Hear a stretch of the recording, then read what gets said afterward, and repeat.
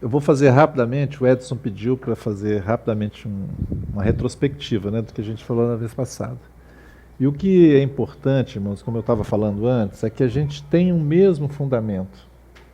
E nessa questão da liderança na igreja, é muito claro assim, o que o Senhor estabeleceu no Novo Testamento, mas que não tem quase nada a ver com o que a gente vê hoje no meio da cristandade. Se você buscar num dicionário o que é apóstolo, o que é presbítero, eles vão te dar uma definição, mas que não tem nada a ver com a palavra de Deus, o que a palavra do Senhor estabelece. E o que acontece com a Irmandade, e nós talvez que tenhamos vindo de várias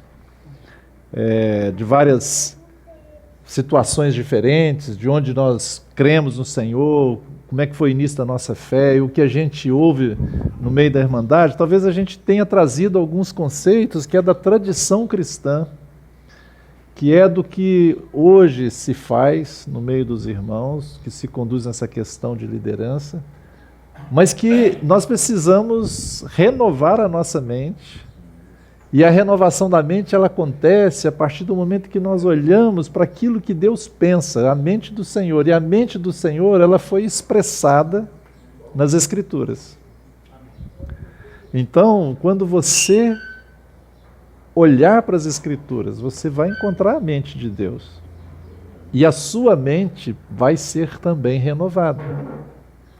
Então, assim, como eu falei na primeira reunião, na reunião anterior, né?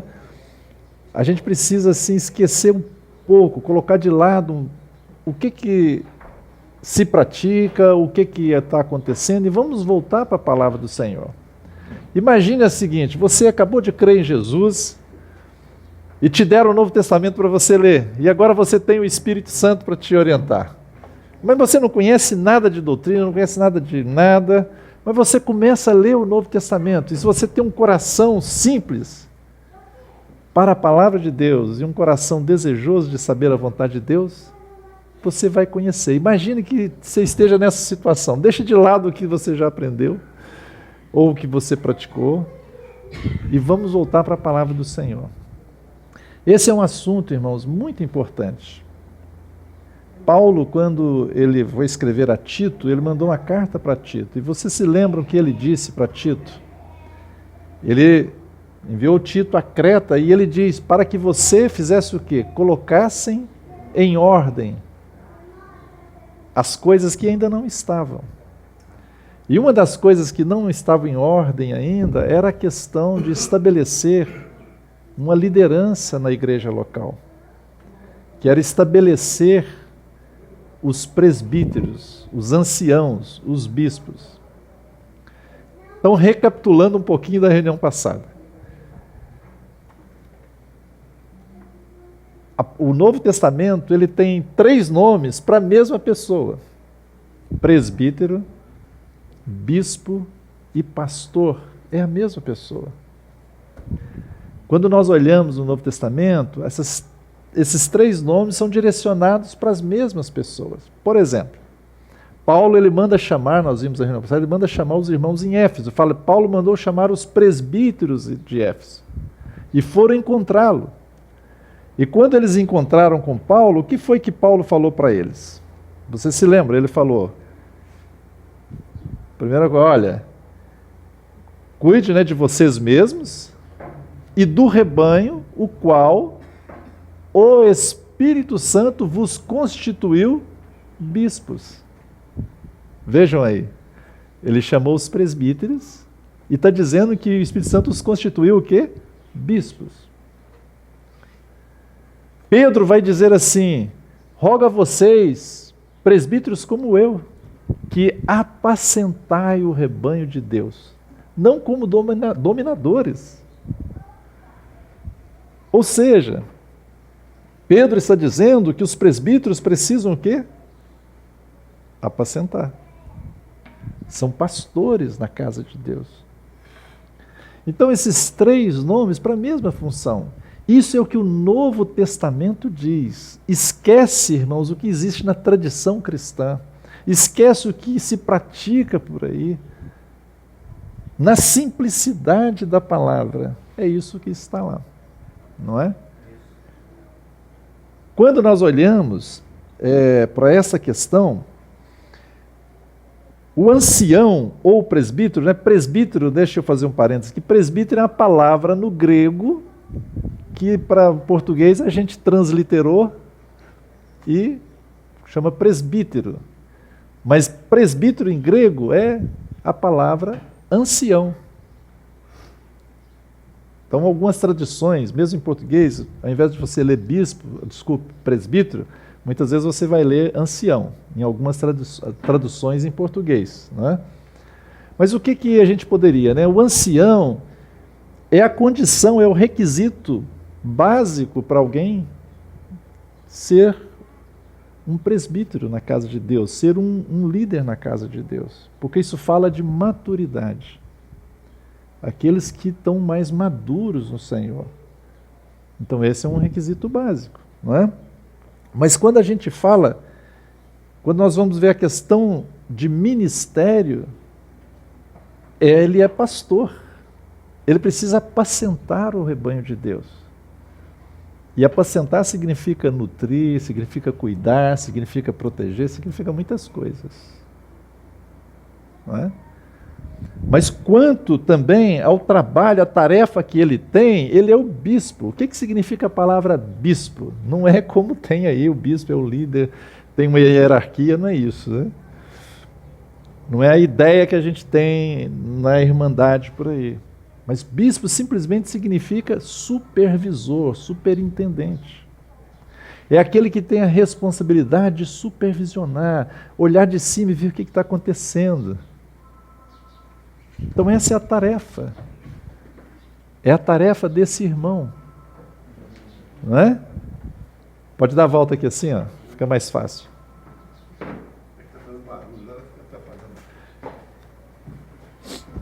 Então, o ancião, presbítero, pastor e presbítero, né?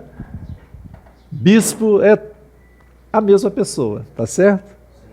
Então, quando você falar em bispo, é pastor. Quando você fala em pastor, é presbítero.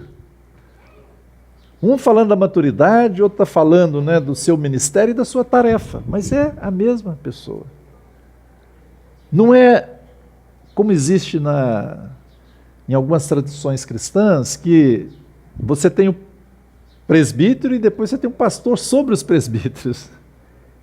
Isso não é do Novo Testamento, isso é um arranjo nosso humano, um arranjo organizacional, mas não é do Novo Testamento.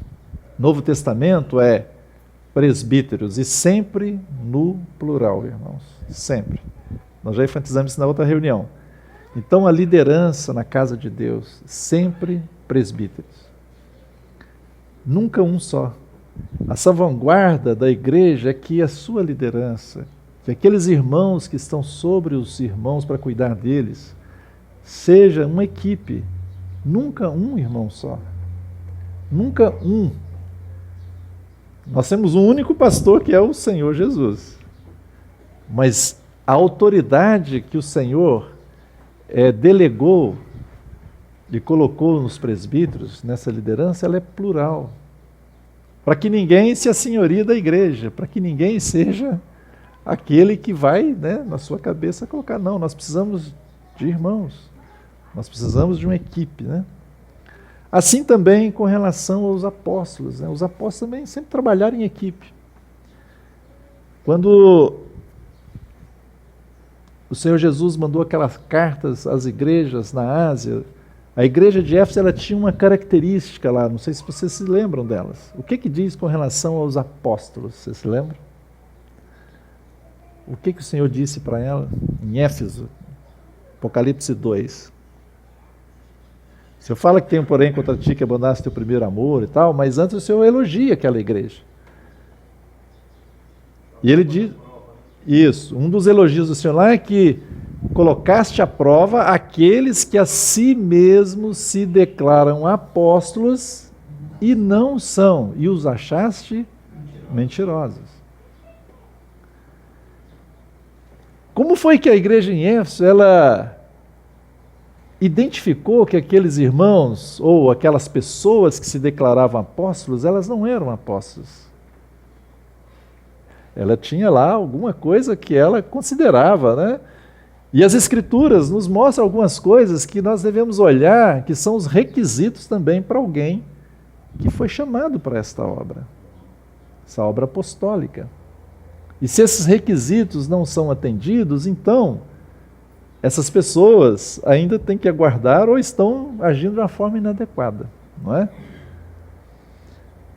Como é que surgiram os apóstolos? Esse é um assunto muito controvertido até hoje no meio da cristandade, porque tem muitos irmãos que seguem uma escola de pensamento o seguinte: olha, só existiram os primeiros apóstolos do Senhor Jesus enquanto o Senhor Jesus estava aqui no seu ministério terreno. E eles continuaram, quando eles morreram, acabaram os apóstolos. Outros dizem assim: olha, não, existiram esses do Senhor e também Paulo, o único, a exceção foi Paulo, que foi também fora do templo, mas acabou Paulo, acabou o Senhor, não tem mais apóstolos. Não é? Então muitos irmãos ainda seguem essa linha. Mas quando a gente olha o Novo Testamento, você vai encontrar muitas pessoas as quais o Espírito Santo chamou-as de apóstolos, não só os 12, não só Paulo. Não é? Você vai ver várias. Se fosse apenas os 12 mais Paulo, o Senhor Jesus tinha escrito para Éfeso que ela provava que eles se declaravam apóstolos e os achava mentirosos? Se só tinha os 12, não tinha como errar, né? Era só os 12, todo mundo já sabia quem eram os 12. Os 11 mais Paulo, vamos chamar assim, ou incluindo Matias também. Seria fácil, mas não, irmão, porque existiam vários outros apóstolos. Paulo e Barnabé foram chamados para serem apóstolos do Senhor. Na realidade, o livro de Atos, ele começa, ali nós vemos o começo de como é que acontece de alguém se tornar apóstolo. O que é o apóstolo, irmãos? Apóstolo, essa palavra, ela é simplesmente o enviado, com uma obra específica, com uma missão específica. E apóstolo vem de uma palavra grega, que no nosso português aqui, que é a nossa língua tem muita de origem latina, né? É o missionário. Missionário é a nossa palavra moderna para apóstolo, né? O primeiro apóstolo no Novo Testamento foi quem? Jesus. Considerai atentamente o apóstolo e sumo sacerdote da nossa fé, Jesus, da nossa confissão, Jesus. Jesus foi o apóstolo, ele foi o enviado do Pai. E o Senhor Jesus, assim como foi enviado pelo Pai, ele também disse para os seus discípulos, uma certa feita, depois da sua ressurreição, ele diz: assim como o Pai me enviou, eu também vos envio.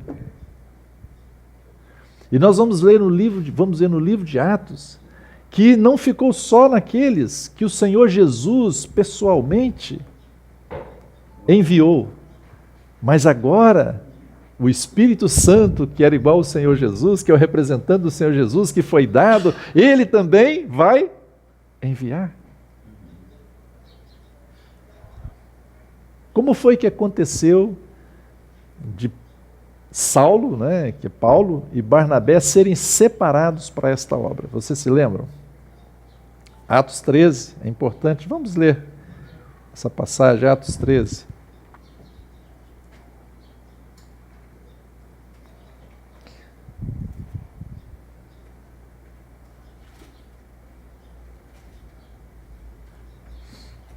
Atos 13, só para vocês acompanharem.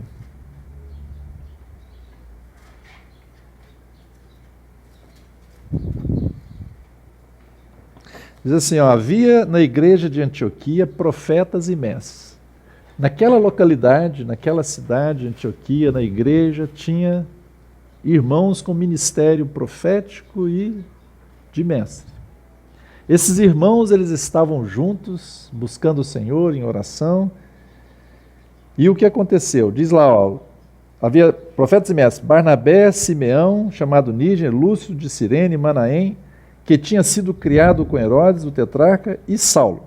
Enquanto eles estavam adorando o Senhor e jejuando, a importância de estarmos juntos, né, irmãos, em oração e ministrando ao Senhor juntos. Aqueles irmãos que têm o ministério da palavra, eles precisam de vez em quando estar juntos, de vez em quando não, de vez em sempre estarem juntos, ministrar ao Senhor e ver qual é a mente de Deus para a igreja e para si mesmos, né? Então diz, enquanto estava adorando o Senhor e jejuando, o Espírito Santo disse, separai-me agora, Barnabé e Saulo, para a obra a que os tenho chamado. O Espírito Santo vai chamar agora para essa obra específica. Então, jejuando e orando, e impondo as mãos sobre eles, os despediram. Barnabé e Saulo, o que diz aí, irmãos? Enviados por quem? Isso é importante. Enviados pelo Espírito Santo. Não foi pela igreja de Antioquia, não.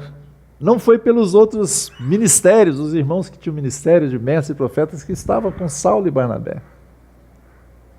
Mas eles foram enviados por quem? Pelo Espírito Santo. Foram até Seleuque, dali navegaram para Chipre.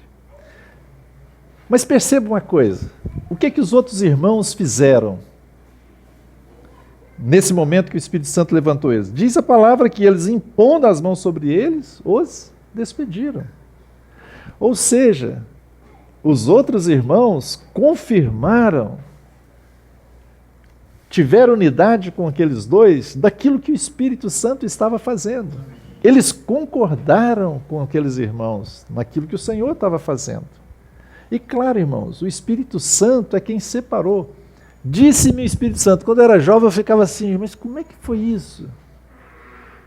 Como é que foi isso? Eu ficava imaginando, será que teve uma voz assim, né? E quando a gente é jovem, criança, adolescente, você imagina, né? Disse, né? Separai-me, a gente tem aquela ideia, né?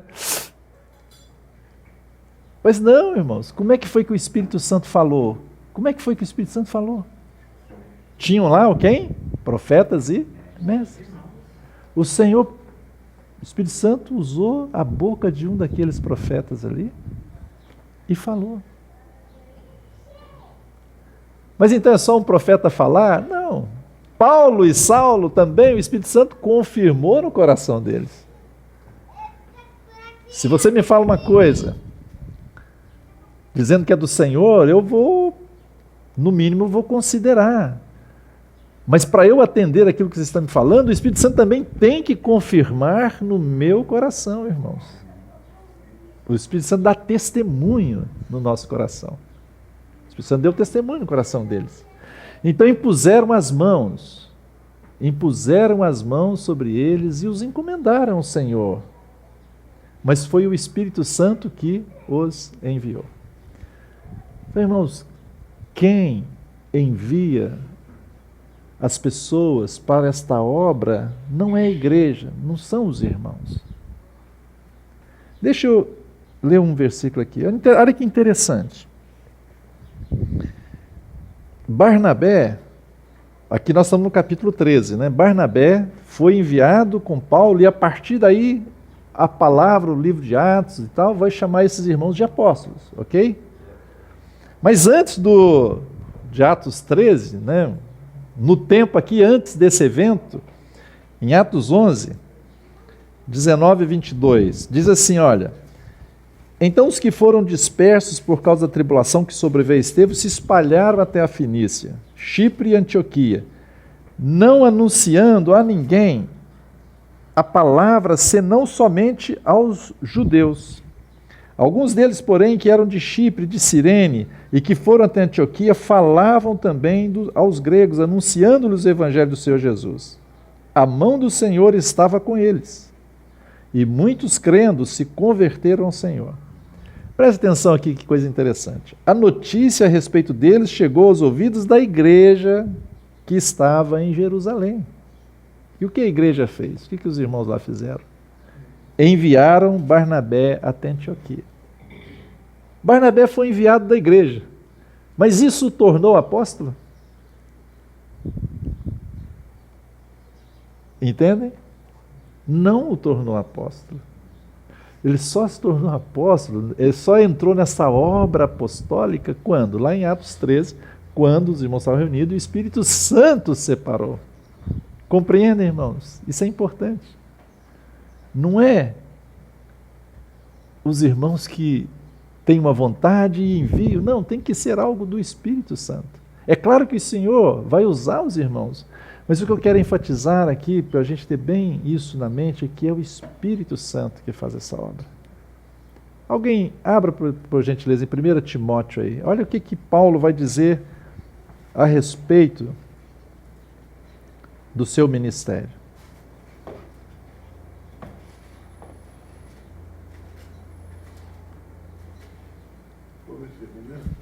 Isso. 1 Timóteo capítulo 1, versículo 1. Quando Paulo refere ao ministério dele, como ele se refere?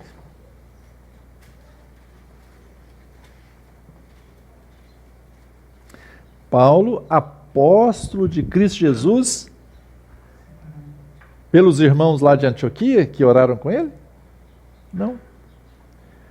Pelo mandato de Deus, nosso Salvador, e de Cristo Jesus, nossa esperança. Compreendem? É o Espírito Santo, é Deus. Ainda que Deus chama os irmãos para participarem desse ato, mas é Deus que está fazendo. Não é a vontade do homem. E tudo aquilo que às vezes parte simplesmente da nossa vontade, no final não vai dar certo. A gente precisa fazer as coisas pelo mover de Deus. E graças a Deus que entre nós, vocês estão com esse desejo de ver as coisas do Senhor em ordem, avançar em alguns pontos. É uma inquietação no coração da Assembleia, da Igreja, aqui para que essas coisas sejam acertadas. Isso é o mover do Espírito Santo. E então nós precisamos caminhar de acordo com aquilo que a palavra do Senhor nos orienta.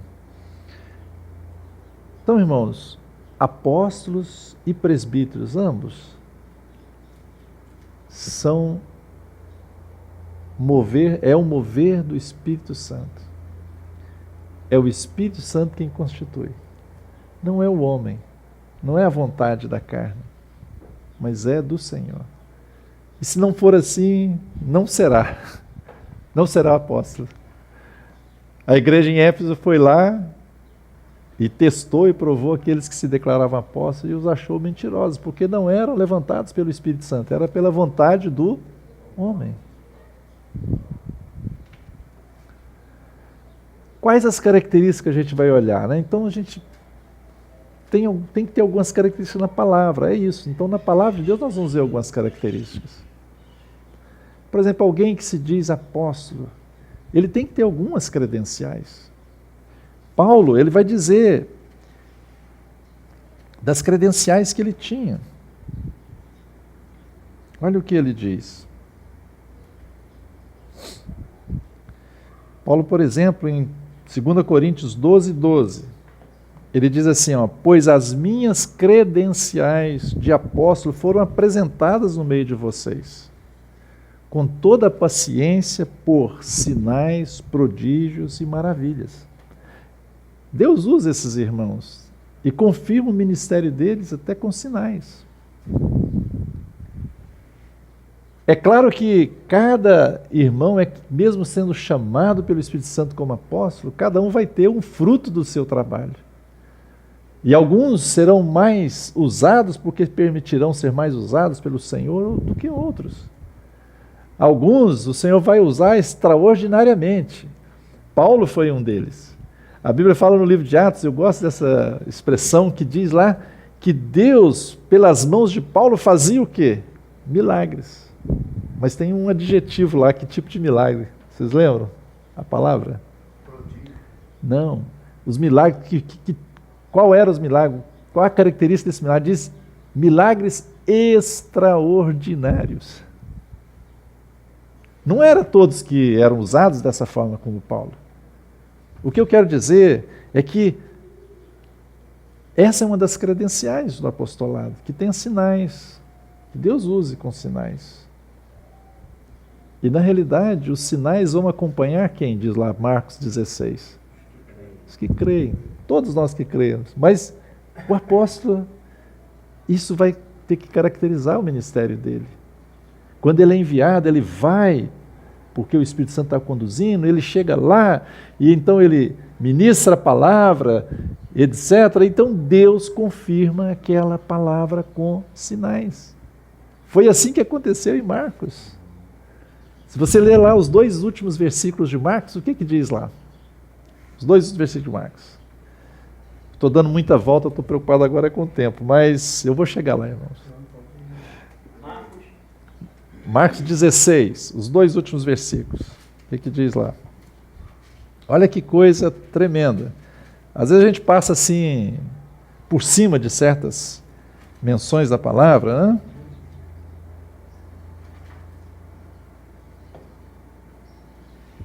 Diz assim, olha, versículo 19 do capítulo 16 de Marcos. De fato, o Senhor Jesus, depois de lhes ter falado, foi recebido no céu e assentou-se à destra do Pai. E eles, os discípulos do Senhor, né, tendo partido, pregaram em toda parte. E o que aconteceu? Cooperando com eles, aleluia. O Senhor coopera conosco, irmãos. Você, se foi chamado para esta obra, o Senhor vai cooperar com você. Você não está sozinho. O Senhor vai cooperar com você. E aqui está falando que ele cooperou com eles, confirmando a palavra por meio de sinais que se seguiam. Aleluia. Amém. Isso é para hoje ainda, irmãos. Amém. Tá bom? Amém. Todos creem? Amém. Aleluia. Isso. Renova sua mente. É para hoje. O mesmo Senhor era ontem, hoje e será eternamente. É para hoje.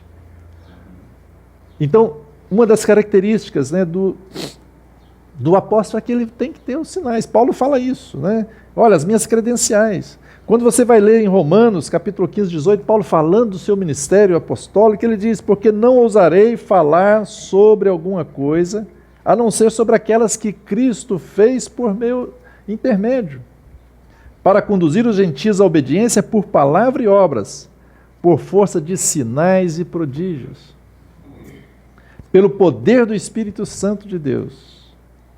Assim que desde Jerusalém arredores até o Ilírico tenho divulgado o Evangelho de Cristo. Então Paulo tinha essas credenciais. O que um apóstolo faz? Qual é a função principal dele, irmãos? É estabelecer igrejas. Ele estabelece igrejas. Vamos voltar ao Novo Testamento em Atos. Paulo e Silas, eles foram chamados. O que aconteceu? Eles fizeram o que quando foram chamados para a obra? Eles foram para cidades, foram para campos, até mesmo que nunca tinha sido pregado o Evangelho. E pregaram o Evangelho. Quando pregaram o Evangelho, surgiram irmãos ali, naquelas localidades, discípulos do Senhor. Porque era um trabalho apostólico. Agora, todo apóstolo, irmãos, apóstolo tem uma missão, uma tarefa, né? Mas todo ele, normalmente, ele vai ter um dos outros ministérios. Ele vai ser também profeta, ou pastor, ou mestre, ou evangelista. Ele vai ter um desses outros. Por exemplo, Paulo e Barnabé, eles eram profetas e mestres. Estavam profetas e mestres reunidos, né? O Senhor tirou os dois e os enviou. Eles não perderam o ministério que eles tinham de profeta e mestre, não. Mas agora eles tinham uma obra específica. Então o apóstolo é aquele que vai e vai fazer uma obra específica. Então uma delas é, eles vão estabelecer igrejas. E outra tarefa que eles têm é de trazer uma ordem nas igrejas que já existem. Por isso Paulo fala para Tito, olha, coloque em ordem as coisas que estão lá. Então Deus deu esses homens, deu esses dons, como fala lá em Efésios 4, para edificar a igreja, para equipar os santos, equipar a cada um de nós, para que cada um de nós possa, o que diz lá? Servir. Essa é a função daqueles 5 ministérios que tem lá, né? Apóstolo, profeta, pastor, mestre e evangelista. De nos edificar e nos equipar para que a gente possa servir. Como foi que começou a estabelecer os presbíteros nas igrejas, né? A igreja de Jerusalém, a gente não tem notícia de como é que foi que aconteceu, mas eles estavam num contexto muito judaico. No contexto judaico já era normal ter os líderes que eram os anciãos, os presbíteros, né? E então isso já foi incorporado ali na igreja. Não sabemos como foram feitas as coisas ali, mas a palavra de Deus diz que lá, por exemplo, em Atos 15, reuniram-se para tratar de uma questão que estava havendo lá em Antioquia, que mandaram Paulo e Barnabé para lá, né? E foram tratar daquela questão lá dos judaizantes, estão lembrados? E lá diz que os apóstolos se reuniram e os presbíteros, e os irmãos. Ali em Jerusalém tinha os apóstolos, tinha os presbíteros e tinha os irmãos. Nós não sabemos como eles surgiram. Mas como foi que surgiram nas outras igrejas, as quais Paulo pregou o evangelho naquelas cidades e surgiram os irmãos? O que acontecia? Paulo e Barnabé pregaram, fizeram a viagem missionária, né? Pregaram o evangelho, deixaram várias pessoas lá. E depois Paulo então ele volta para ver como é que os irmãos estão. Depois talvez de 1 ano e pouco. E ali ele já estabeleceu, junto com aqueles irmãos, junto com a igreja naquele local, os presbíteros. Já colocou em ordem essa situação. Veja, irmãos, não demorou 5 anos, 10, 20. Às vezes nós estamos esperando 20 anos, 30, que é isso, né? Não, irmãos. A ordem normal da igreja é que surgiram irmãos, daqui a pouco o Senhor, pelo seu Espírito, vai levantar alguns que vão estar mais maduros do que os outros, serão os anciãos, né? São os presbíteros mais maduros do que os outros, para cuidar do rebanho. E é entre os próprios irmãos que surgirá aquela liderança, aquele pastoreio, aqueles presbíteros. Então Paulo volta-se lá com Barnabé e estabelece os presbíteros ali. Então, irmãos, vejam, é uma coisa mais simples do que a gente imagina, né? Mas é claro que é pelo Espírito Santo, né? Não é pelo homem, mas é pelo Espírito Santo. O Espírito Santo é que vai fazer isso. E como é que eles estabeleceram os presbíteros? Em algumas traduções, né, às vezes usa a palavra elegeram presbíteros, aí dá aquela ideia de que a gente vai fazer uma votação entre nós e vai selecionar algumas pessoas por voto, né? Mas não é isso que está lá na palavra, né? Eles foram apontados, eles foram reconhecidos. Primeiro, esses irmãos, eles são reconhecidos pela própria igreja, pelos próprios irmãos. E os outros irmãos que são irmãos que estão fazendo essa função de apóstolo, essa tarefa, que são irmãos que conhecem aquela realidade ali, porque foram até eles mesmos que implantaram aquela igreja, pelo ministério deles, né? É campo de ação deles, vamos chamar assim. Eles conhecem aqueles irmãos também, eles junto com a igreja reconhecem aqueles aos quais o Senhor levantou para esse serviço de presbítero, de pastor, de bispo. E fazem isso com imposição de mãos, inclusive. O que é imposição de mãos? Deixa eu fazer um parênteses aqui. A imposição de mãos, ela é um ensino fundamental, né, que diz Hebreus capítulo 6, estão lembrados? É um princípio elementar, é o jardim da infância da nossa fé cristã. Tem 6 coisas ali: arrependimento de obras mortas, fé em Deus, batismos no plural e imposição de mãos. O que significa imposição de mãos? 2 coisas. Um é identificação. Se você ler desde o Antigo Testamento e no Novo, é identificação. O segundo significado é comunicação de algo de Deus. Estes sinais acompanharão os que crerem. Em meu nome imporão as mãos sobre os enfermos e eles serão curados. É comunicar a bênção de Deus para as pessoas. Paulo fala para Timóteo, olha, reavive o dom de Deus que é em ti, o qual você recebeu através da imposição de mãos do presbitério. E outra hora ele fala que é dele mesmo. Paulo e os irmãos impuseram as mãos sobre Timóteo. E ele recebeu um dom. E Paulo está exortando ele, olha, não deixe esse dom adormecido, morto, mas avive, coloca fogo nele.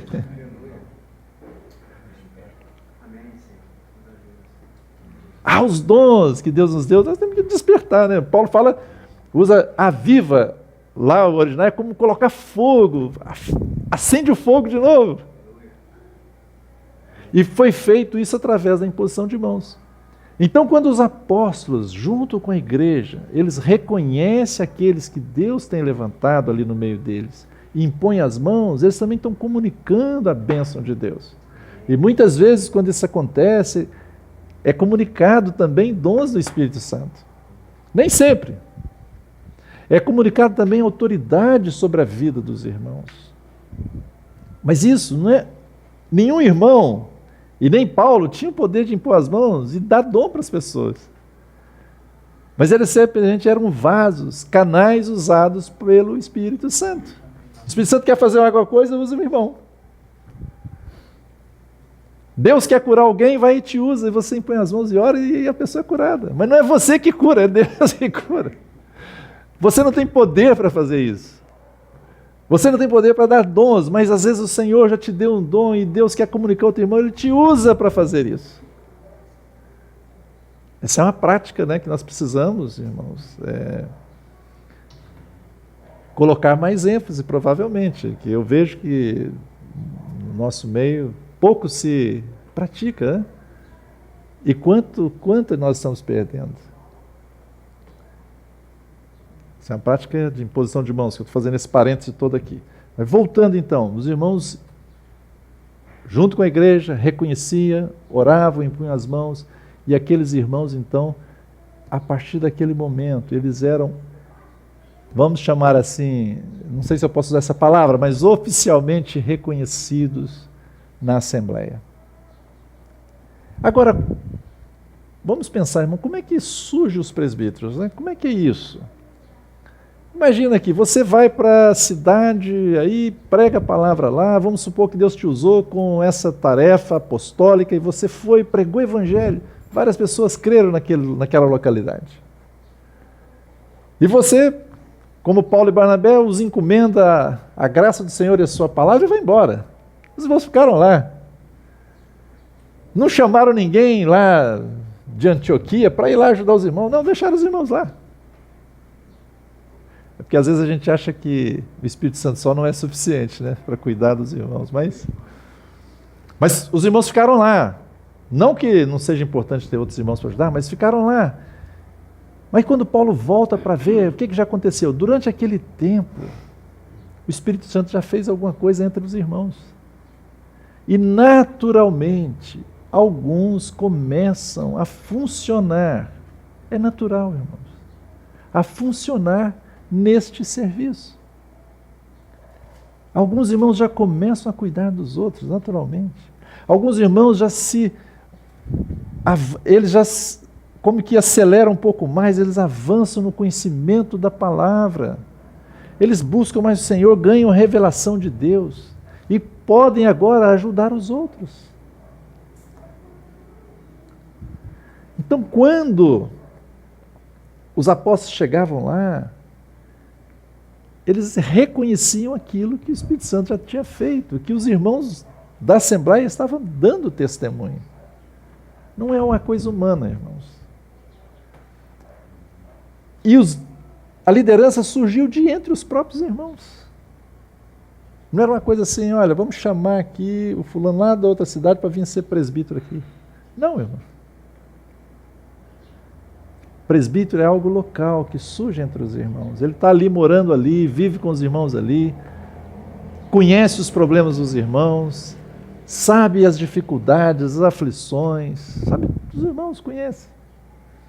E aqueles irmãos que junto com a igreja faz esse trabalho, né, apostólico de reconhecer os irmãos, eles também precisam conhecer esses irmãos. Não funciona, por exemplo, né? Estamos aqui, queremos reconhecer alguns irmãos no serviço. Aí a gente chama um irmão que nunca veio aqui no Rio. Ele é apóstolo, ele tem realmente o chamado de Deus apostólico, mas, irmãos, é inadequado, porque ele não conhece os irmãos. Tem que ser alguém que fique um tempo aí conosco, né? Que já tem vindo, que ficou conosco, conhece a história, e ele pode testemunhar disso também. E aí, surge esses irmãos, então, agora nós vamos reconhecê-los. Como é que nós vamos reconhecer? O Espírito Santo tem que dar testemunho no nosso coração, sim, primeira coisa. Mas a gente também tem, vamos chamar assim, um filtro para a gente usar, que é a palavra do Senhor, e graças a Deus, Paulo, ao dar instruções a Tito e a Timóteo, ele já disse lá quais são as características. Tito capítulo 1 e 1 Timóteo capítulo 3. Então tem uma lista ali de coisas que a gente precisa olhar para dizer se realmente o Senhor tem levantado aquelas pessoas para este serviço. E quando a gente olha para aquela lista, tanto em Tito quanto em Timóteo, nós vamos perceber que a maioria das coisas ali está falando do caráter da pessoa. Está falando do caráter. E poucas coisas a respeito do que ele tem que ter habilidade para fazer. Ele precisa de habilidade, mas a maioria dos requisitos que são colocados ali na palavra é referente ao seu caráter. Então, irmãos, primeiro é o caráter e depois a habilidade, não é? Uma pessoa, ela é um exímio administrador numa organização. Tem uma liderança na organização excepcional, exímio. Aí ele vem para o Senhor, ele creu no Senhor e vem para a igreja. Seria o grande erro nós pegarmos esse irmão que é um exímio administrador lá na organização e agora não ser um exímio, então vamos agora, você vai ser um presbítero na casa do Senhor. Não é assim que funciona, irmãos. Não é a habilidade em primeiro lugar, mas em primeiro lugar é o caráter e a vida dele com Deus. Amém. Então Paulo vai colocar isso. Vamos ler um pouquinho então, Tito, e depois a gente lê Timóteo. Nós não vamos ficar falando nenhum ponto a ponto, mas para a gente já ler e ficar no nosso coração do que a palavra diz como requisito. Vamos começar em Tito.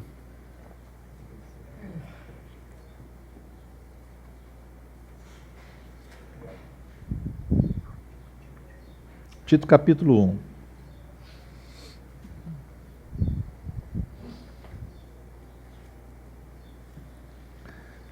Por esta causa te deixei em Creta. Paulo falando para Tito. 5. Capítulo 1, versículo 5. Por esta causa te deixei em Creta, para que pusesses em ordem. Então, aquilo que eu já falei antes. As coisas ainda não estavam totalmente em ordem. Tinha algumas coisas para serem arranjadas corretamente.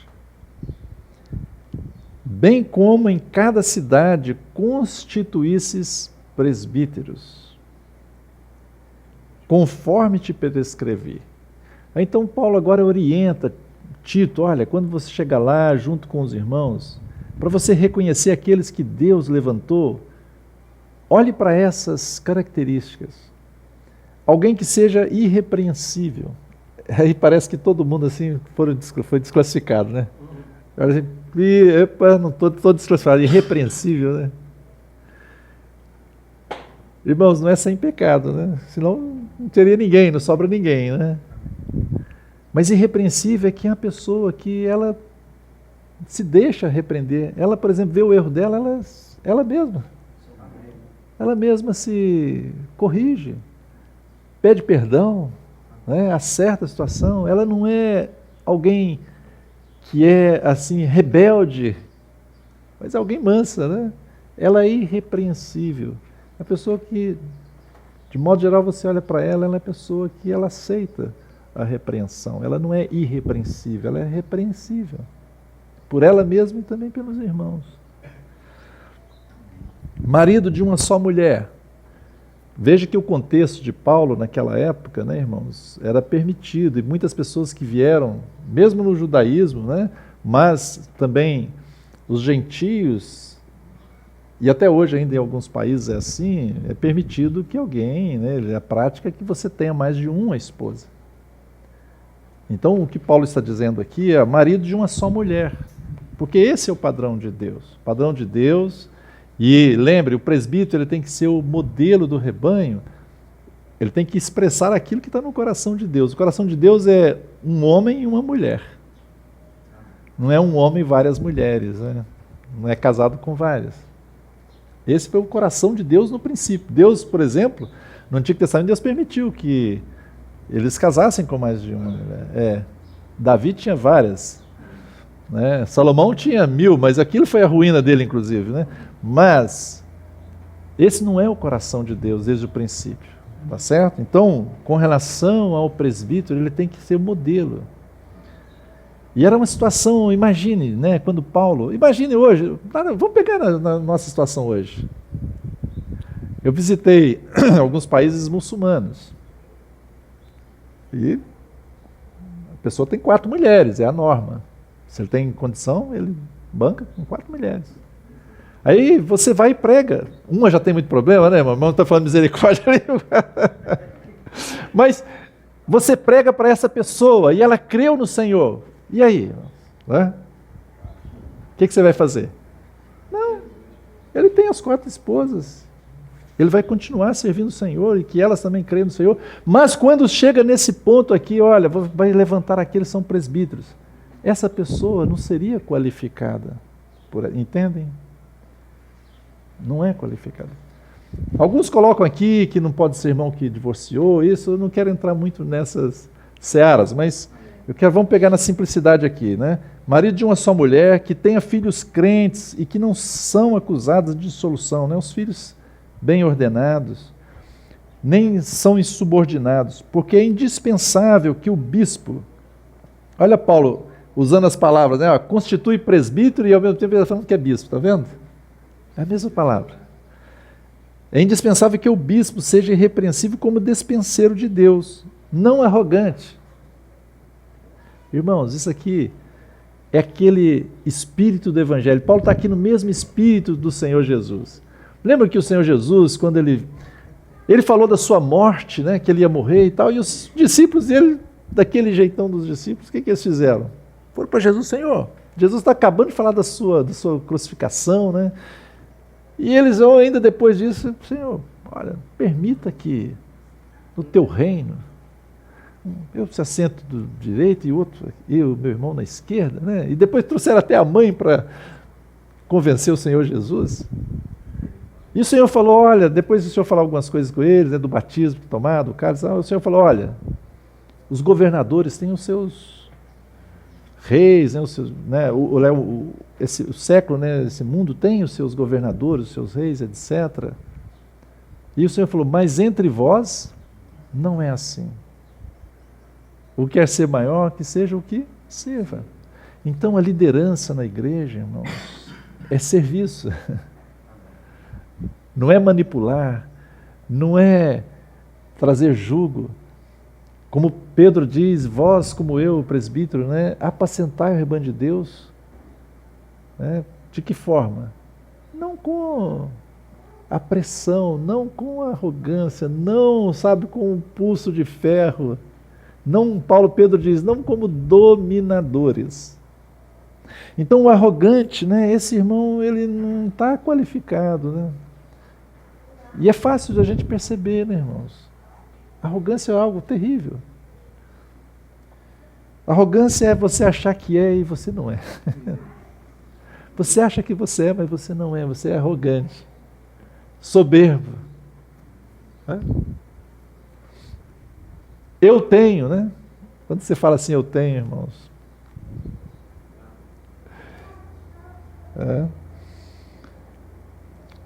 Não irracível. Não dado ao vinho. Aqui está falando não dado ao vinho. Não é que não pode tomar vinho, né? Você pode tomar vinho e ser presbítero, mas é não dado. Quer dizer, você não é um beberrão. Você não se embriaga. Não vos embriagueis com vinho, mas encheis do Espírito Santo. Paulo diz lá para Timóteo, né? Tome um pouco de vinho, né, para o seu estômago e tal, né? O Senhor Jesus, quando ele... Aliás, o primeiro milagre de Jesus foi o quê? Água em vinho. Eu não estou incentivando ninguém aqui a se embriagar, né? Mas é porque existem, às vezes, algumas coisas que nós colocamos como se fosse até um tabu, né? Não podemos falar na igreja. Não, irmãos. Beber vinho, você pode tomar, não é pecado, né? Alguns irmãos talvez vão me ouvir aqui, está gravando aqui no vídeo, né? Mas não é pecado, mas você se embriagar sim. E temos que lembrar, né? Todas as coisas, Paulo diz, são o quê? Lícitas, mas nem todas me convêm. Para muitos não convém tomar vinho. Né? Seja cuidadoso, né, nessa questão. Seja muito cuidadoso. E também, se tomar vinho escandaliza o seu irmão, não tome. Não é? Não faça isso. Mas voltando, Paulo diz, não dado ao vinho, nem violento. Irmãos, é engraçado isso, né? Violento, né? Eu já vi muitos irmãos violentos. Irmãos que partiram para brigar fisicamente com outros. E na obra de Deus.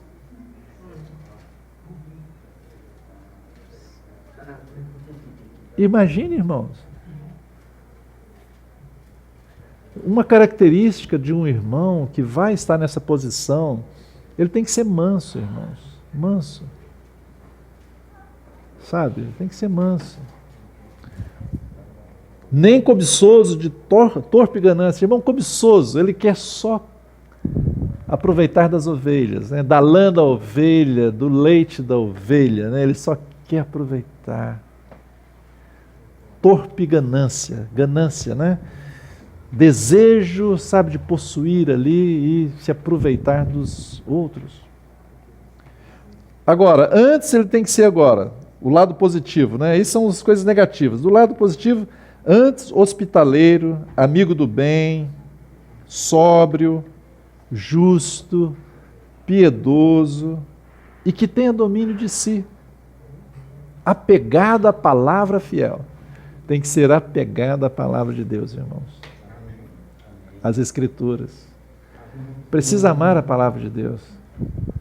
Se alguém não ama a palavra de Deus, ele está desqualificado para esta função. Você tem que ser apegado à palavra de Deus. Não é? Que é a segunda doutrina. De modo que tenha o quê? O que diz aí na tradução de vocês? O que ele tem que ter? De modo que tenha poder. Poder tanto para exortar. Exortar é uma palavra que tem dois aspectos. Ela tanto é admoestar, cuidado, você vai cair, tem um buraco aí. Cuidado, não faça isso. E também encorajar. A pessoa está para baixo e se levanta com as suas palavras. Então, exortar. Ele tem que ter poder para tanto exortar pelo reto ensino, como para convencer os que contradizem.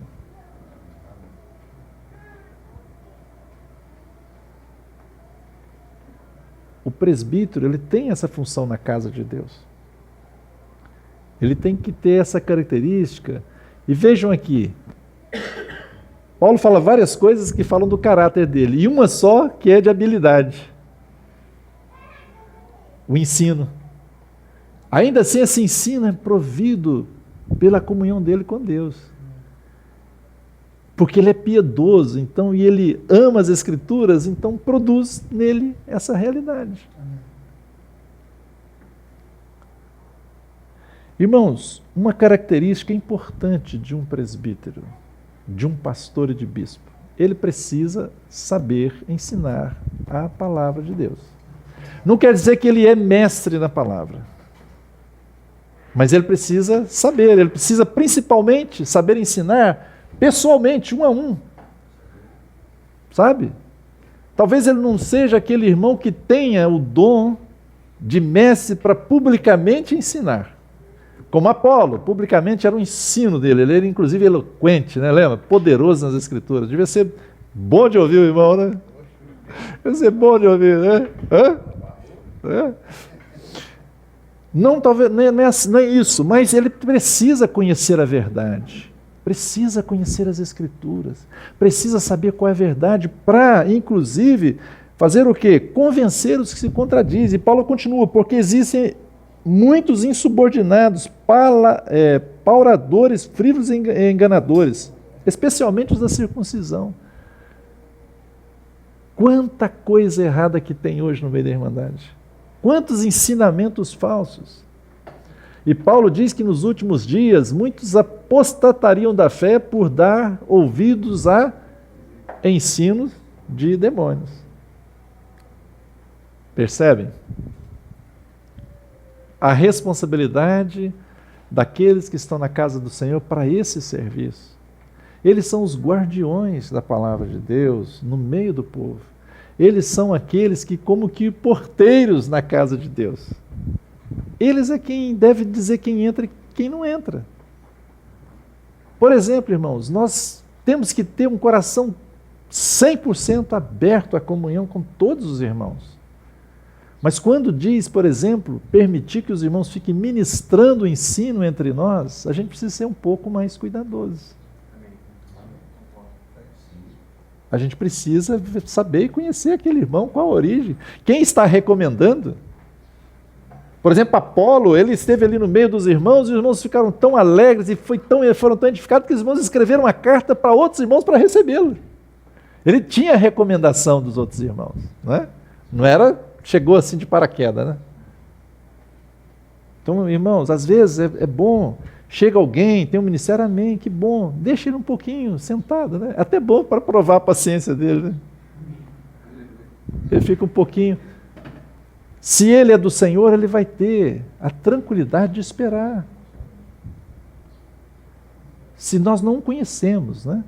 Mas se já o conhecemos de outros lugares, tem várias assembleias que dão testemunho, amém, vem, né? Opa, já sabemos o testemunho do irmão. Tem recomendação de muitos, né? Mas a gente não conhece nada, não sabe nada, né? A gente caiu de onde, né? Então, os presbíteros, eles precisam fazer isso. Olha, deixa eu voltar lá, quando Paulo chama os irmãos de Éfeso. Ele está lá em Mileto, e ele manda chamar os presbíteros de Éfeso e começa a dar algumas instruções para esses irmãos. Olha o que ele vai dizer. Atos 20. É um texto um pouco longo, mas eu acho que é importante eu ler ele, sabe, irmãos? Irmãos, é 11h30, eu posso ficar mais um tempo aí, porque... Atos 20. Atos 20, a partir do versículo 17.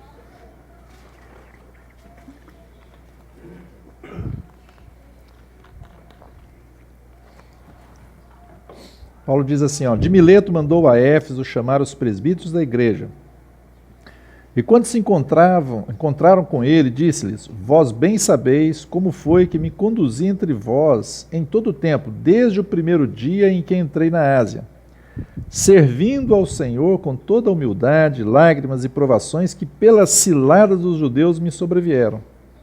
Jamais deixando de vos anunciar alguma coisa proveitosa, de vou-lo ensinar publicamente e também de casa em casa. Testemunho maravilhoso, né? O irmão, entre a igreja em Éfeso, né, como ele se comportou ali. Testificando tanto a judeus como a gregos o arrependimento para com Deus e a fé do nosso Senhor Jesus Cristo. Agora, constrangido em meu espírito, vou para Jerusalém, não sabendo o que ali me acontecerá, senão que o Espírito Santo, de cidade em cidade, me assegura que me esperam cadeias e tribulações. Porém, nada considero a vida preciosa para mim mesmo, contanto que complete a minha carreira e o ministério que recebi do Senhor Jesus para testemunhar o evangelho da graça de Deus.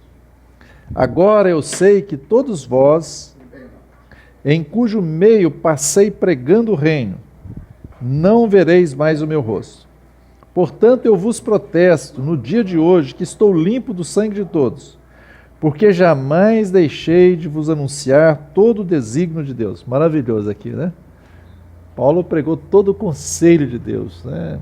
Ele não pregava só aquilo que era bom, que o pessoal ia achar bom, como que tendo coceira nos ouvidos, queria ouvir só aquelas coisas. Não, ele falava todo o conselho de Deus. Agora, 28, aqui é muito importante para esse assunto que nós estamos falando aqui agora. Atendei por vós e por todo o rebanho sobre o qual o Espírito Santo vos constituiu bispos. Mais uma vez, Paulo chama os presbíteros e está dizendo para eles, olha, atendei, né, por todo o rebanho, sobre o qual o Espírito Santo vos constituiu. É o Espírito Santo quem constitui. Para pastoreardes a igreja de Deus. Esses irmãos que estão nesta posição de presbíteros, bispos e pastor, eles precisam lembrar o tempo inteiro uma coisa. Foi o Espírito Santo que os constituiu, se assim eles são constituídos pelo Espírito Santo. E eles foram constituídos sobre quem? Sobre a igreja de Deus, não é deles. Percebem? Essa é uma lembrança que Paulo está trazendo a esses irmãos de Éfeso. Olha, Deus colocou vocês, né, para pastoreardes a igreja dele. É dele a igreja, não é minha. O que a gente mais ouve, né? Talvez os irmãos por hábito, por não prestarem atenção no que falam, sem consciência até, mas o tempo inteiro, a minha igreja, né? Muitos chamados pastores, né? Eles dizem, a minha igreja, as minhas ovelhas. Irmãos, você morreu na cruz para comprar alguma ovelha? Entende, irmãos?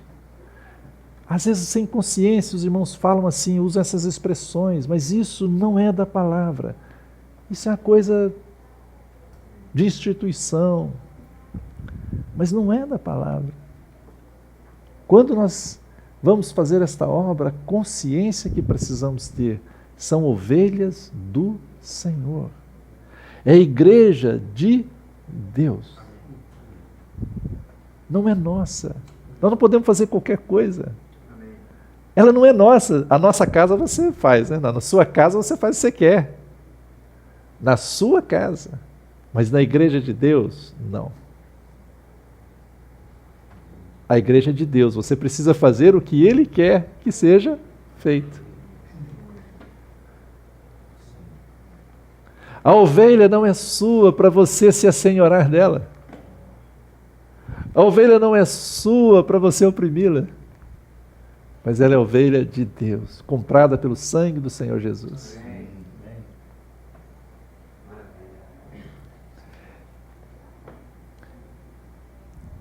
Para pastoreares a igreja de Deus, a qual Ele comprou com o seu próprio sangue. Aleluia. Eu sei que depois da minha partida, entre vós penetrarão lobos vorazes. Paulo fala, quando eu partir, eu sei que vai vir lobos. E Paulo, quando estava ali com os irmãos, ele era um com eles e os ajudava nessa tarefa de não permitir que lobos entrassem. Estava guardando os irmãos, pelejando noite e dia na palavra para que os irmãos fossem protegidos dos lobos vorazes, dos ensinos de demônios, das doutrinas de homens. E Paulo está dizendo, olha, eu sei que quando eu partir, entre vós penetrarão lobos vorazes que não pouparão o rebanho. Não é triste a gente não ver muitas vezes, né? Vêm pessoas no meio da assembleia, disseminam o ensino lá e levam os irmãos alguns vão juntos, para aquele engano, para aquela mentira de Satanás que foi vendida como a verdade. Os irmãos, como presbíteros, eles têm esta responsabilidade de guardar o rebanho do Senhor. Então, a primeira coisa que você tem que fazer é o que Paulo está dizendo aqui. Atendei por quem? Versículo 28. Primeiro, atendei por quem? Por vós mesmos. Paulo fala para Timóteo, cuida de ti mesmo e da doutrina. Porque fazendo isso, salvarás a ti mesmo e aos demais. Irmãos, estão percebendo a seriedade que é alguém, pela graça de Deus, entrar neste trabalho? É o amor ao Senhor, e você é amor ao rebanho do Senhor. Você precisa cuidar de você mesmo. E aí você já deve começar assim, poxa, começar a perguntar para você mesmo, como é que eu cuido de mim mesmo? Eu preciso fazer esse serviço, eu sinto o chamado de Deus para fazer esse serviço. Como é que eu vou cuidar de mim mesmo? E talvez você deve ir em oração, buscar o Senhor e fazer uma lista de coisas para você cuidar de você mesmo. O Espírito Santo vai te lembrar, olha, precisa fazer isso, precisa fazer aquilo outro. Olha, você precisa orar ao Senhor, você precisa gastar um tempo em oração. Olha, você precisa ler a Bíblia, você precisa ler e meditar na palavra. Olha, você precisa ter comunhão com o irmão A, B, porque esses irmãos, eles são muito fortes naquilo que você é fraco. E você vai ser fortalecido junto com eles. Como é que você cuida de você mesmo? Você tem que saber. Eu preciso estudar a palavra de Deus. Eu não conheço as doutrinas nem básicas. Eu preciso ser aquele obreiro que maneja bem a palavra da verdade. Então há muitos desafios. Entendem? Há muitos desafios para nós. E aqui a recomendação primeira é atendei por vós mesmo. Cuide de você mesmo em primeiro lugar. Se você não cuida de você mesmo, você não consegue cuidar do rebanho do Senhor. Você tem que cuidar de você mesmo.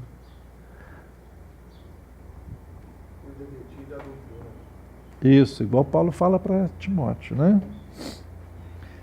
Eu sei que depois da minha partida entre vós penetrarão lobos vorazes que não pouparão o rebanho, e que dentre vós mesmos se levantarão homens falando coisas pervertidas para arrastar os discípulos atrás deles. Isso não foi só na época de Paulo, né? Até hoje, né, irmãos?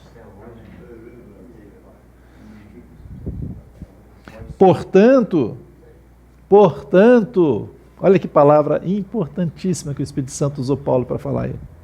Portanto, o que está escrito aí na palavra? Vigiai. Você é uma sentinela nesse trabalho. Você é uma sentinela do Senhor. É um vigia. Se coloca na torre, está olhando o que está acontecendo, vigiando, né? Vigiai, lembrando-vos de que por 3 anos, noite e dia, não cessei de admoestar com lágrimas a cada um. Agora, pois, encomendo-vos ao Senhor e à palavra da sua graça. Aleluia.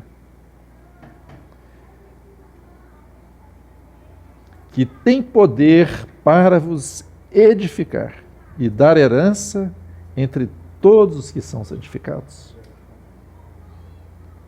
Percebam? A palavra da graça do Senhor tem poder. Bonito isso, né, irmãos? Agora, pois, encomendo-vos ao Senhor e à palavra da sua graça. Então temos que nos encomendar mutuamente, sabe, ao Senhor e à palavra da graça do Senhor. E Paulo continua falando algumas coisas aqui, né? De ninguém cobicei prata, nem ouro, nem vestes, vós mesmos sabeis que estas mãos serviram para o que me era necessário a mim e aos que estavam comigo. O exemplo, né, de Paulo, né, como obreiro aqui, né, ele fazia, né? Tenho-vos mostrado em tudo que, trabalhando assim, é mister socorrer os necessitados e recorrer às palavras do Senhor Jesus. Mas bem-aventurado é dar que receber. Amém. Então Paulo, né, chamou esses irmãos e deu essas recomendações. Vamos ler agora a passagem paralela a Tito, que fala das características. Nós lemos as características ali que Paulo fala em Tito. Paulo vai também falar as características em Timóteo. São praticamente as mesmas coisas, com pequenas coisinhas assim diferentes. Mas vamos dar uma lida para a gente acompanhar.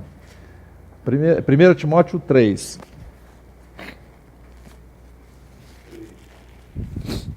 1 Timóteo 3.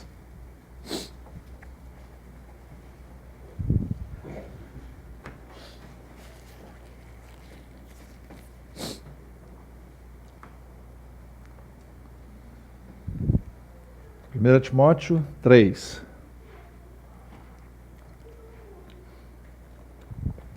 Versículo 1. Fiel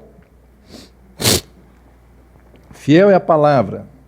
Se alguém aspira ao episcopado, se alguém aspira a ser bispo, e nós já vemos que bispo não é na conotação que tem por aí, né? Bispo é pastor, presbítero, mesma coisa. Se alguém aspira, se alguém deseja, excelente obra almeja. Eu acho muito interessante isso aqui, né? Paulo está fazendo o que aqui? Ele está dizendo algo para Timóteo incentivar os irmãos. E está dizendo que é uma obra excelente. Almejar, desejar isso. É justo que alguém possa desejar. Só que na prática acontece uma coisa muito interessante, irmãos. Você vai reparar uma coisa, o seguinte: aqueles irmãos que não estão qualificados, não é sempre, né? Mas muitos estão desejando e almejando essa posição. Mas não estão qualificados, estão querendo muito. Mas alguns irmãos que estão qualificados, a Assembleia reconhece esses irmãos que já estão fazendo esse serviço, eles se retraem e não querem assumir esse compromisso. Eu entendo que Paulo está falando isso aqui para esses que Deus já tem, sabe, separado entre os irmãos. Mas eles estão lá demorando, né? Então, é um ânimo para eles. Olha, excelente obra almeja, vai lá, não fique aí parado, vai. Agora, alguns você tem que dizer, vamos esperar, né, irmão? Alguns estão cobiçando, né? Porque querem ter lugar de preeminência, querem ter o primeiro lugar, querem se sentar à direita e à esquerda, como os dois discípulos lá que Jesus, né? João e Tiago. Mas Jesus fala, entre vós não é assim.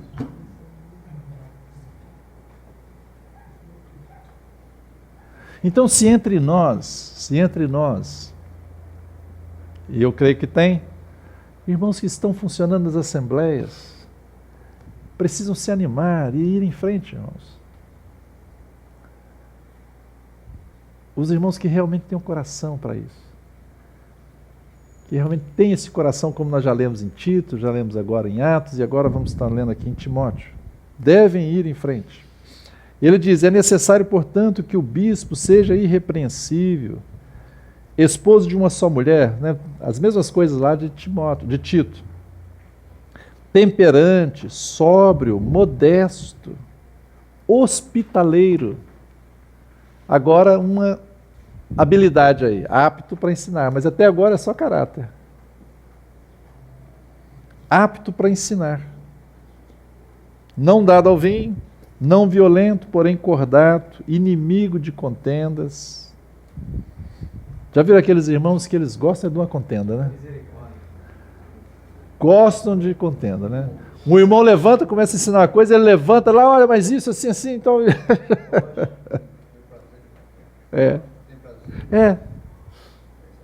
Esse irmão já está desqualificado para esse serviço. Paulo diz, não pode ser pessoa assim. Não avarento, ganância, pensa no dinheiro o tempo inteiro. Irmão, alguém que vai assumir essa obra, não pode ser. Ao contrário, ele tem que ser alguém que se doa. Mais bem-aventurado é dar do que receber. Irmãos que têm esse coração para o rebanho de Deus, o tempo inteiro ele está lá se oferecendo o seu tempo, o seu dinheiro, a sua casa, e vai.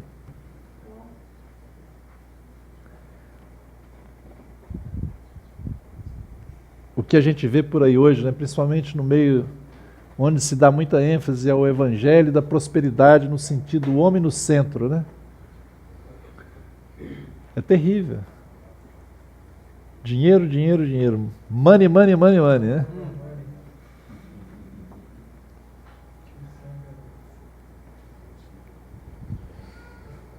Que governe bem a própria casa, criando os filhos sob disciplina, com todo o respeito. Pois se alguém não sabe governar a própria casa, como cuidará da igreja de Deus? Não seja neófito, né? Ele não pode ser novo na fé. Não pode, tem que ser experimentado. Não precisa esperar 10 anos também, não. Paulo, né, nós vimos aqui que ele foi, pregou o evangelho, voltou depois talvez de 1 ano no máximo, e já estabeleceram. Mas não pode ser um neófito, né, novo na fé, ele precisa ter crescido no Senhor. Para não suceder que se ensoberbeça e incorra na condenação do diabo, né? O novo convertido, né, quando se ele vai para a posição dessa, é soberba, né, irmãos?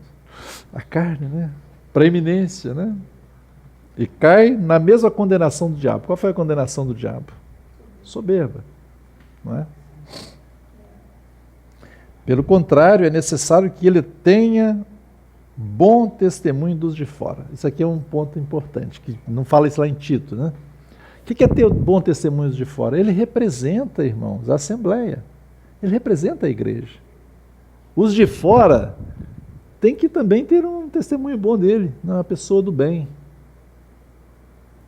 A sociedade, as pessoas, a comunidade a qual ele está inserido.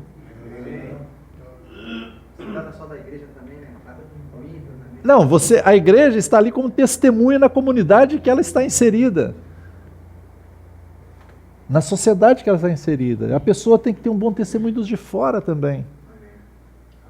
Pega uma pessoa que não tem um testemunho bom dos de fora, como é que eles vão lá querer ouvir o evangelho?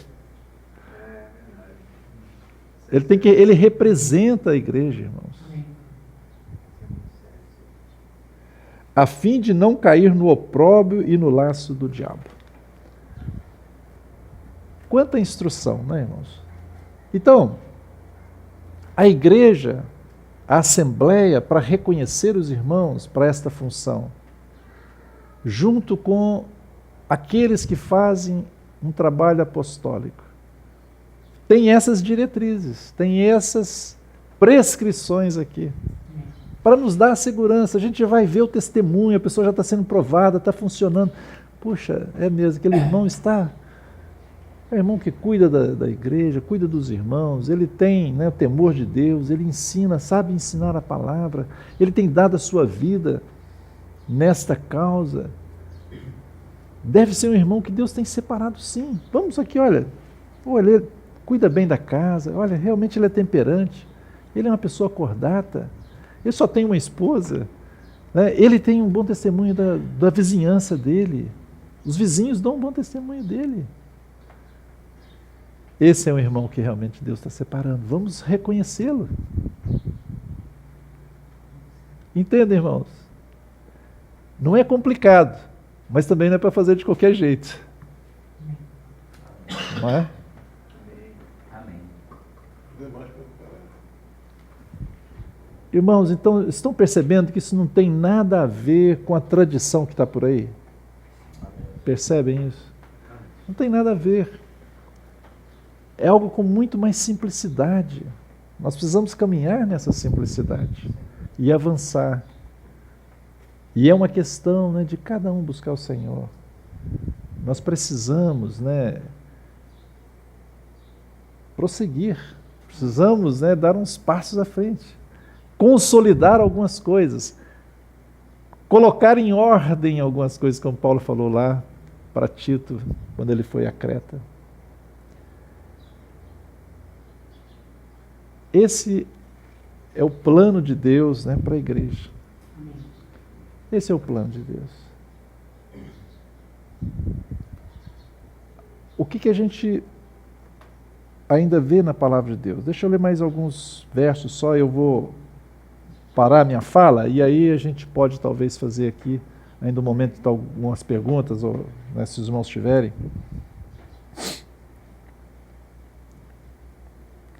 Deixa eu ler uns versos aqui ainda.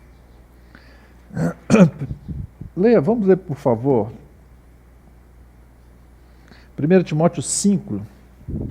Ainda tem uma instrução importante para as pessoas que estão nesta função.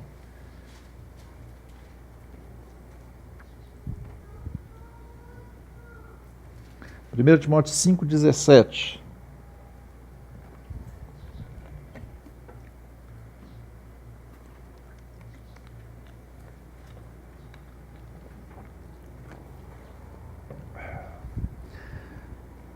Primeiro Timóteo 5,17 diz assim, ó, devem ser considerados merecedores de dobrados honorários os presbíteros que presidem bem, com especialidade os que se afadigam na palavra e no ensino. Pois a Escritura declara, não amordaces o boi quando pisa o trigo, e ainda o trabalhador é digno do seu salário. Devem ser considerados merecedores, algumas traduções dizem dobrada honra. Mas essa dobrada honra fica um pouco escondido, a verdade dessa. Aqui está falando, dobrada honra, é no sentido de dobrado salário. Salário não no sentido de que ele é um funcionário, né? Mas no sentido de uma remuneração, ele precisa de receber. Ele precisa ser sustentado. Há alguns irmãos, não são todos, Paulo está dizendo, ó, devem ser considerados merecedores de dobrados honorários os presbíteros que presidem bem.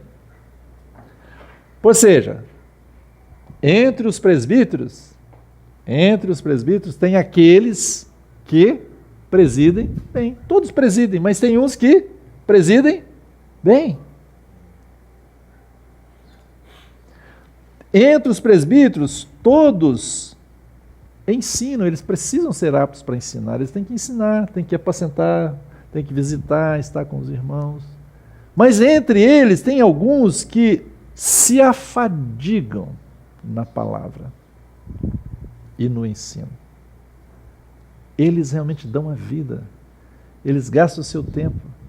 Esses irmãos precisam de ser ajudados, porque eles estão fazendo só isso.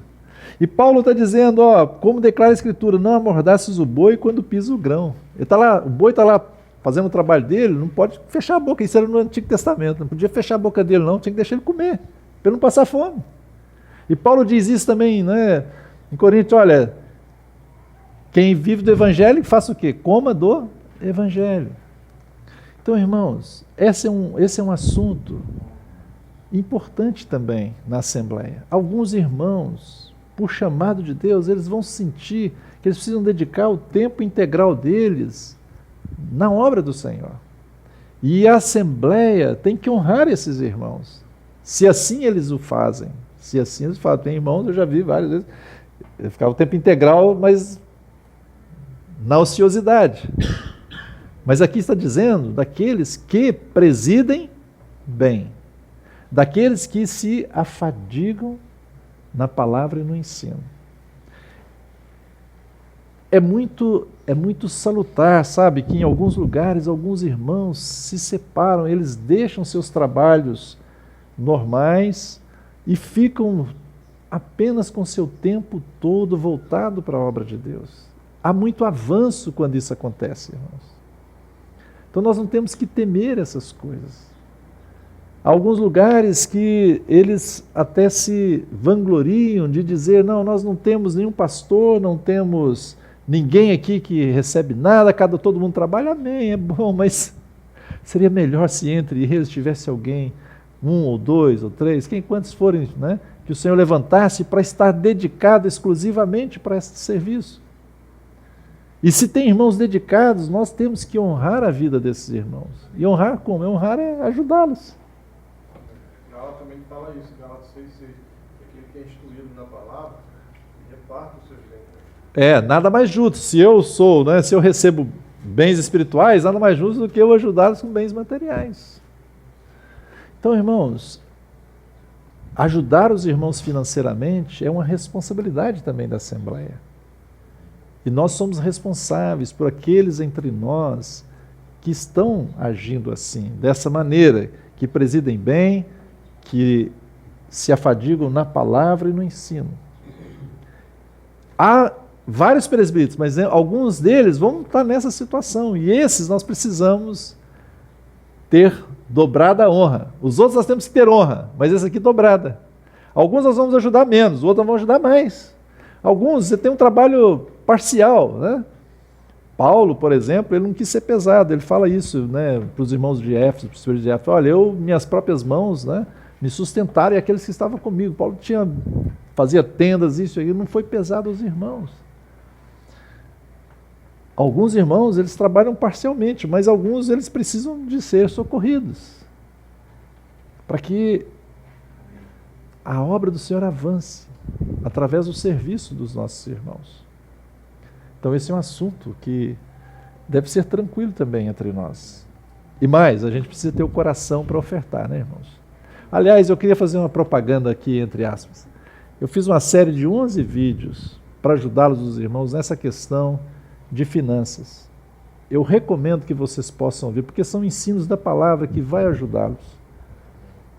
Aqui no Rio eu já falei, eu acho que 2 vezes na reunião geral sobre esse assunto, mas é muito pouco. Então ouçam lá, por favor. Depois pega aí, eu posso passar o endereço lá onde estão os vídeos. Nessa questão, porque há muitas vezes desinformação. A gente não sabe, né, os princípios de Deus nessa área. E aqui está dizendo que a gente precisa ajudar esses irmãos. Nós precisamos contribuir com esses irmãos. Vamos continuar. Versículo 19, está falando dos presbíteros. Não aceites denúncia contra presbíteros, senão exclusivamente sob o depoimento de 2 ou 3 testemunhas. Quanto aos que vivem no pecado, repreende-os na presença de todos, para que também os demais temam. Aqui é algo assim, né, de disciplina, algo sério. O que é para fazer? Um presbítero está numa situação ruim, não aceite denúncia se não for por boca de 2 testemunhas. Porque é algo muito sério, né, irmãos? O que vai acontecer? Satanás inventa muitas coisas, né? Há muitos males entendidos. E aqui é para guardar não só o irmão presbítero, mas para guardar o rebanho. Ferirei o pastor e vai acontecer o que com as ovelhas? Serão dispersas. Então, aqui Paulo está falando, olha, sempre 2 testemunhas. Alguns irmãos dizem o seguinte, olha, qualquer denúncia contra o irmão que está na posição de presbítero deve ser por escrito. Você tem que escrever e tem que assinar. Porque depois lá, não era bem isso, não, eu entendi mal, e aí já fez todo o dano na igreja. Né? Então, assim, são cuidados que a gente precisa ter. Né? Irmãos, esse é um chamado de Deus. E se você é chamado de Deus para isso, Deus vai cooperar com você. Você não deve temer. Você deve ir avante.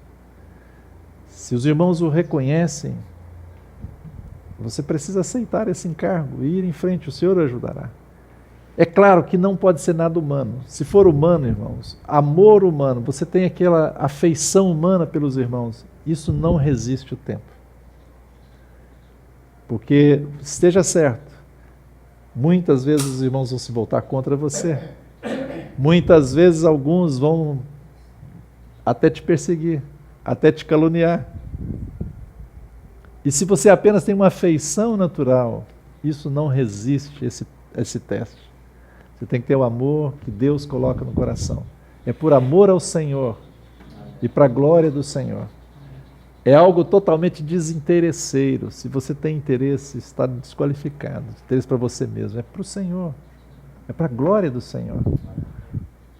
E você tem que fazer como ao Senhor. Por amor ao Senhor e ao rebanho do Senhor. Que Deus nos ajude. Amém.